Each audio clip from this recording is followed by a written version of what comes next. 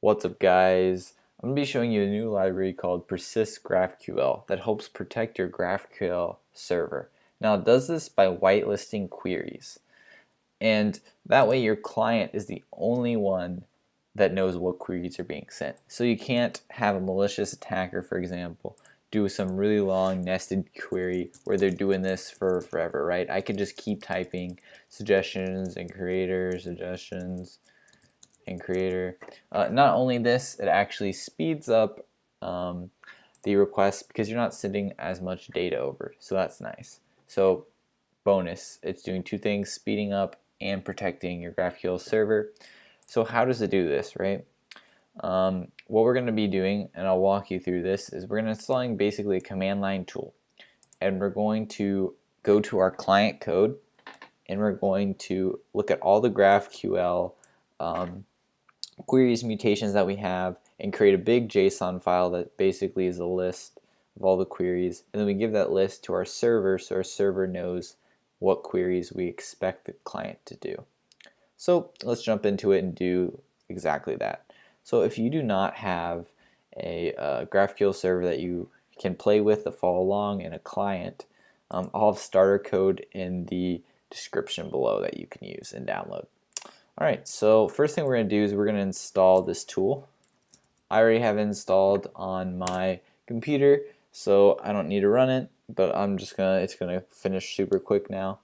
So I'm gonna be starting with the client side. So my client side project folder I'm in, and it also I'm gonna need to install this guy in the code itself. Is gonna use it. Oops, spelled it wrong.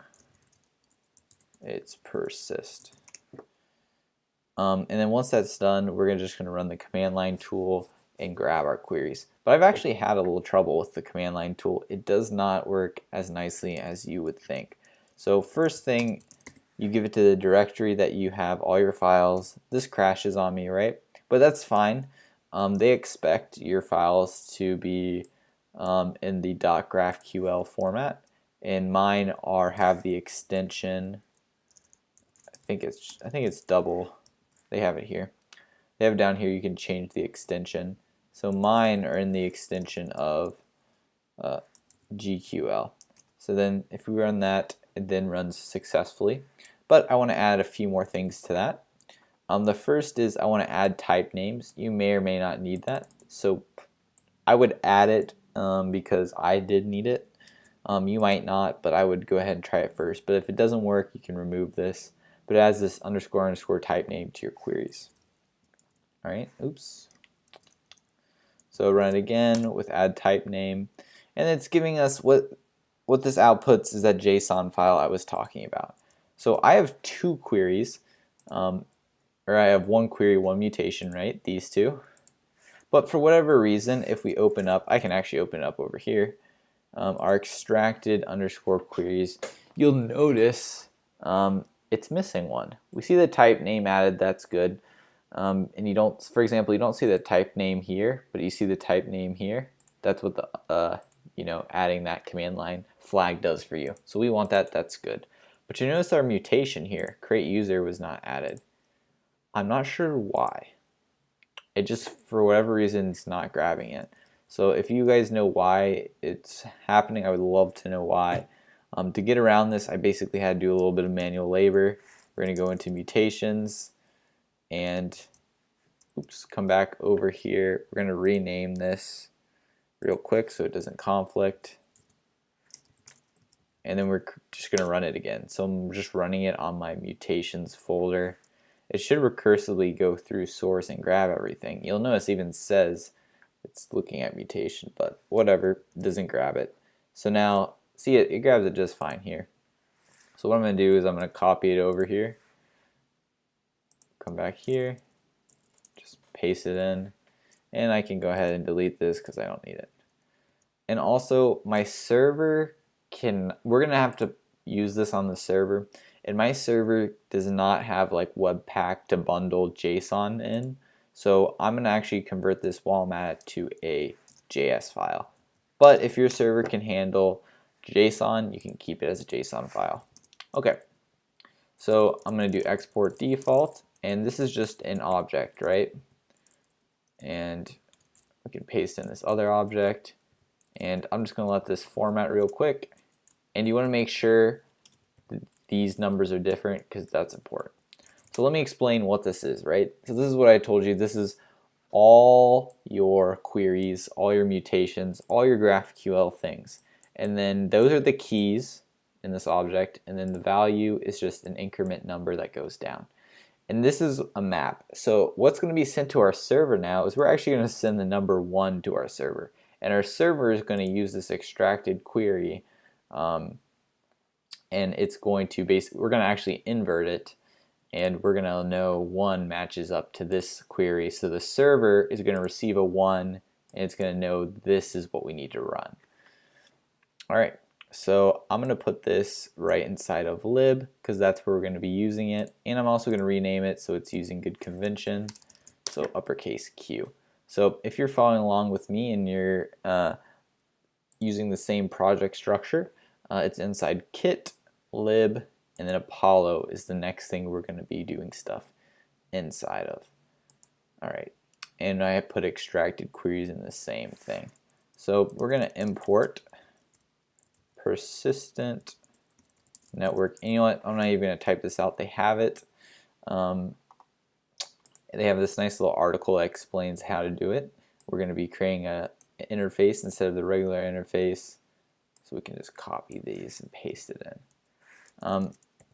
Now I'm going to also put the links to all of that in the description below so you can follow along if you want to copy and paste as well, or if you would like to just use these as a reference as well.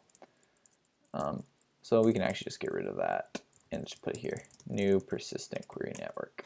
All right, cool. And then I just needed to replace those. So here I named it differently. So we have a query map. We need to pass our query map as a parameter, and we don't need create interface anymore. So just to recap what we just did, we imported persisted network interface from the library that we just added with Yarn. You could also, by the way, do npm to install. And then we just create a new object of that, passing in our query map along with our URL, which we already had there. And it looks like we're having a little bit of an error here. File extension, just need to remove that. And that's cool. Our client is all set up. Now we're going to set up the server. Now you can either use the article, they both show it, or the README. For whatever reason, the README does not show the how to do it on the client side. I'm not sure why. But you can see it's actually very basic on the server too. This is actually very fast to set up. So I already have a Lodash on my server, so we don't have to worry about installing that. And we just need this file, our extracted queries, our map.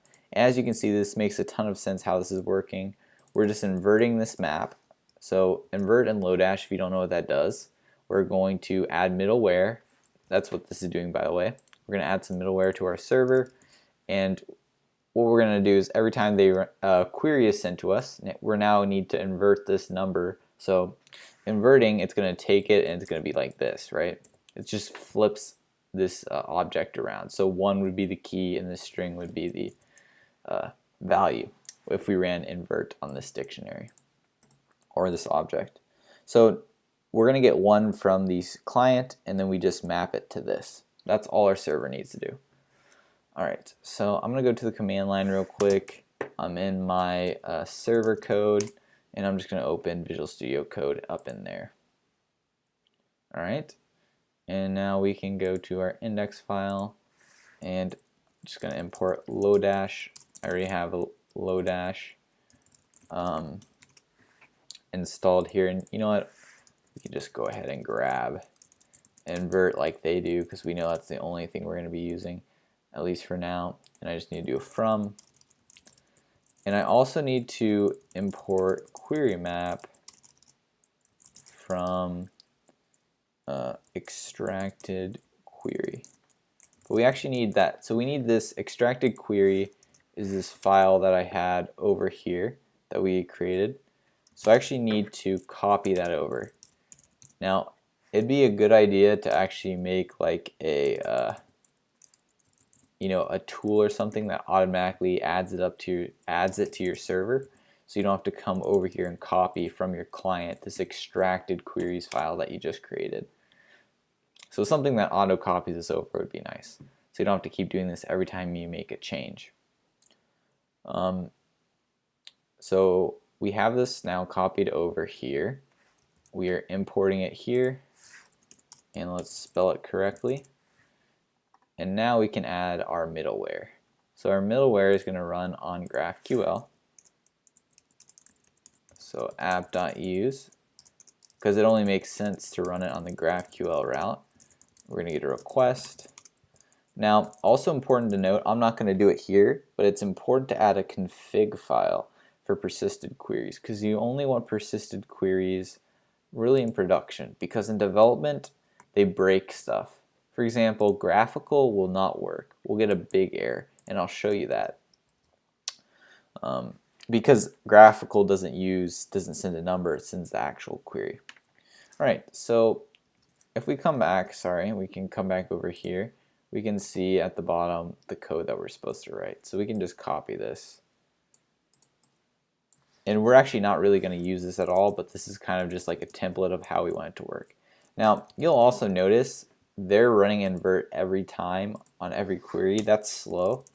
It's better to make the inverted query map up here outside of the actual middleware, so you don't have to keep running it. So invert is only run once. That'll speed up your code just a little bit. Alright, and now what we're going to do is we're going to do an if statement. We're going to check if it has a body, and if it has a body, we're going to check if it has a body and an ID. If it does, we're good to go, and we can actually check our map for this ID. So we can get the query. We can do inverted query map, passing in the request.body.id. And then we need to actually check if the ID might be passed, might not even be in the map, so we need to check that we're not getting undefined back. If we get undefined back, we want to throw an error, right? And we also want to throw an error if the body or ID are not filled. So throw new error, and we'll just say not allowed. So if they're doing something that does not have an ID, they're not allowed to run that query. But if this is working here, const query inverted query map, we just say request.body.query, just like they're doing here. We set equal to query, and that's it. Oh, and we also need to run next at the bottom here, so our middleware works. Request.next, and you can get rid of this. And if we did everything correctly here, it should be working. So I'm going to fire up both the front end server and the front end code, the React code, and the back end code, our server. So let's make sure everything starts up okay. I should have made sure the client started up okay too. Looks like server, we got this big output, that's what we expect. Looks like this is up okay. Oh, wrong way. So now if I come to, I think it was localhost 8000, we can see our application, and maybe it was 8080. Yep, that was 8080. And oops, looks like something's not working. And internal server error. Alright, let's see what our internal server error is. It's spitting out a bunch of junk, so what we can do is we can pipe this to a file. So I'm going to do 2, and then error.log, and then we're going to rerun this and see what our error is, why we're getting an internal error. So there's something wrong, it looks like, with what we're doing right here. We're checking maybe the request should exist. We're checking if body exists, and if it exists, we're checking if it has an ID. This looks all good. Query map, extracted queries is spelled right, I hope. And this looks good. Everything looks pretty good to me. So okay, this started up okay. So now I'm going to refresh and sends the query over. and we're getting an error. Alright guys, figuring out what was going wrong. I just need to add body parser before my middleware. So I had body parser down here, and this middleware was running before this one was. You need to parse the body first, then this middleware will run, then finally this middleware down here. So now we're all good and we're working. You just need to remember to add body parser in there before you add your middleware here. Okay, so just to show you this is working now, if I refresh the page, Bob7 shows up. We get no errors here. Also, something I just realized and made me think, wow, persisted queries are actually not useful at all.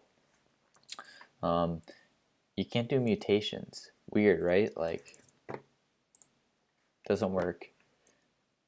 Which it shouldn't work. I didn't think about it. It shouldn't work because, you know, extracted query, this is a variable. You can't know what they're going to put in that. So, you know, like, since we're passing numbers, you shouldn't be able to do mutations. So if you can't really do mutations and you can only do queries that don't have, I guess, queries and mutations that don't have variables, that's actually not that useful. Making persisted queries, not that useful. So just found that out. Maybe you still want to use them. Personally, now that makes me want to not use any of my projects, and I'm probably going to remove it from this project.